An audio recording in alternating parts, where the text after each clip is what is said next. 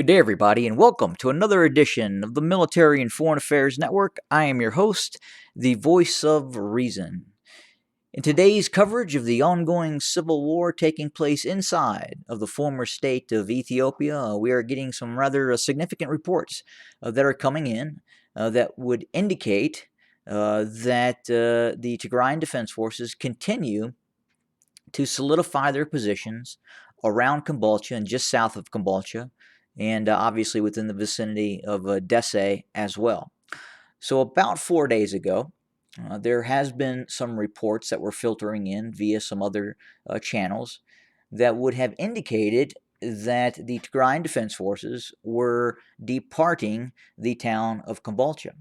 Now, this channel had in fact reported that additional forces of the Tigrayan Defense Forces were in fact moving into Kombolcha.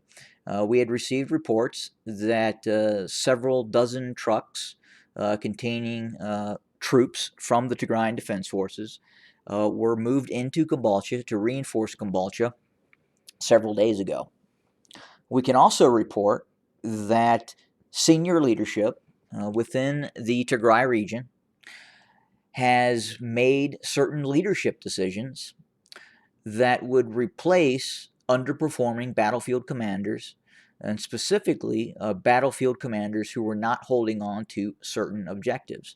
And that is starting to leak out and is starting to be reported out of the Tigray region. Now, with that being said, that is not necessarily a bad thing.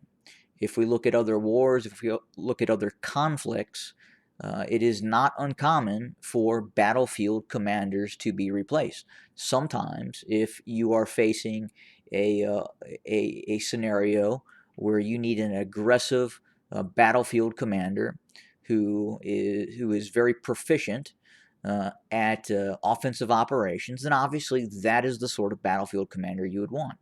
If you were faced where you are needing to put up strong resistance and conduct defensive operations, then obviously there could be another battlefield commander that could take that person's place who would be better suited to offensive operations. Now, with that being said, we do know that the Ethiopian National Defense Forces, backed by heavy elements of Amhara militia, and more specifically being supported by Emirati, People's Republic of China, and Turkish attack drones. Highly advanced attack drones have been operating south of Kombolcha and, quite frankly, all over the region itself now, as we have three different nation states operating drones. Again, we have the Turks presently operating the TB2 drones. Most likely that is occurring at night. We have the Emiratis, the United Arab Emirates, who are directly supporting the Ethiopian National Defense Forces, the Ethiopian Intelligence Agency, in terms of teaching them the operational methods of the Wing Loon drone. Again, the People's Republic of China does not support direct contract individuals coming to the host country to manage, repair, and teach set operations of the vehicle. You have to go to China to do that yourself. But in this case, fortunately for the Ethiopian National Defense Forces, for the Abiy regime, in fact, Emirati mercenaries are on the ground teaching and, in some cases, actually operating these unmanned aerial vehicles, such as the Wing Loon drone. But again, right now, we are getting reports of fairly significant fighting within the vicinity of Kombolcha. As I had reported and talked about in the previous day's video, that these cities, that these larger cities such as Kombolcha, Dec, Weldia, need to be fortified if we are looking at some fairly significant and large-scale Ethiopian National Defense Forces offensive operations. They really need to turn these cities into fortresses and really cause the ENDF to utilize blood, sweat, and tears to take these cities. It is in this sort of conflict where we're looking at, unfortunately, again, total war scenario, Again, this is what you have to do to win conflicts. And we harken back to the World War II and a host of other conflicts. The only reason the Russians were able to drain a lot of the Axis combat power were battles near Stalingrad, Leningrad, Kiev, and a host of other Minsk, Fortress City Minsk, and a host of other cities as well. And that is what really caused a tremendous drain on Axis forces. Was fighting these large scale siege battles around these very large cities. And given the nature of the conflict, given the manpower issue in terms of how many personnel the ENDF has the capacity to draw on, obviously the Tigrayan Defense Forces are going to have to utilize every resource at their disposal. And one of those resources is the defense of captured cities, such as Kombolcha, such as Dec, and then obviously we have heard that Weldia is being, in fact, significantly fortified.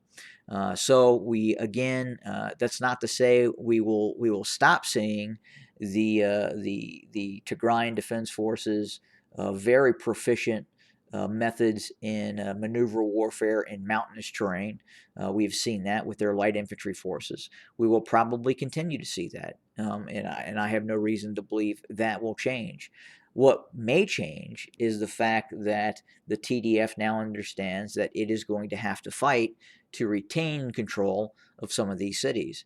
And if they don't do that, quite possibly they could be facing renewed conflict back into the Tigray region itself. So again, very important to be able to hold on to, especially Dec, Kombolcha, and obviously Weldia is very crucial, along with many of the towns in between both of these three cities as well.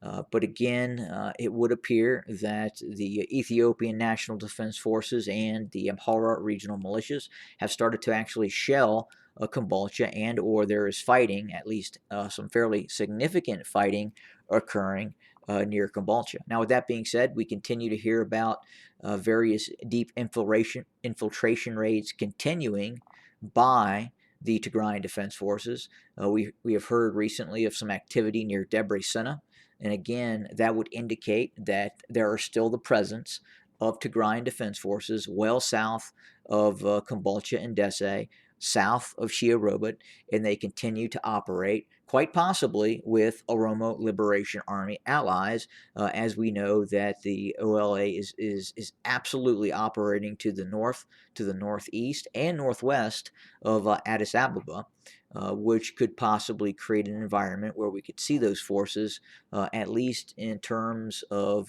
fighting an asymmetrical war against the Ethiopian National Defense Forces, against the Amhara regional militias in these areas. So again, I don't believe you will see the conflict strictly convert to an asymmetrical insurgency type of campaign. I think we will still continue to see a high intensity both offensive and defensive operations on the part of the Tigrayan Defense Forces, especially in the battles that are probably now going to take place near Dec and Kombolcha, and we've seen that before. And prior, the Ethiopian National Defense Forces, the Amhara regional militias, have not performed very well in those steep, hilly environments around Dec and Kombolcha. Again, if you remember, as the TDF got closer to Debre Burhan and past Debrecen, the terrain flattens out quite a bit.